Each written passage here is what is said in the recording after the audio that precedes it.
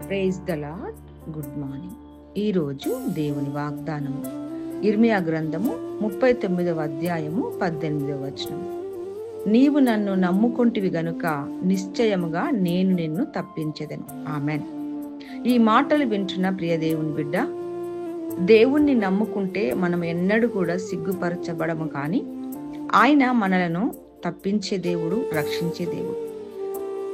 మనుషులను నమ్ముకుంటే మోసపోయి నష్టపోతాము, కానీ దేవుణ్ణి నమ్ముకుంటే వచ్చే ప్రతిఫలము ఏంటంటే ఆయన మనలను తప్పిస్తారు.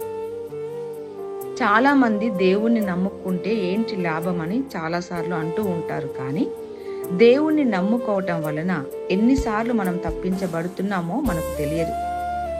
రోగము నుండి, వ్యాధి నుండి, మరణము నుండి, ప్రమాదము నుండి ఎన్నిసార్లు మనల్ని దేవుడు తప్పించారో మనం గ్రహించలేము.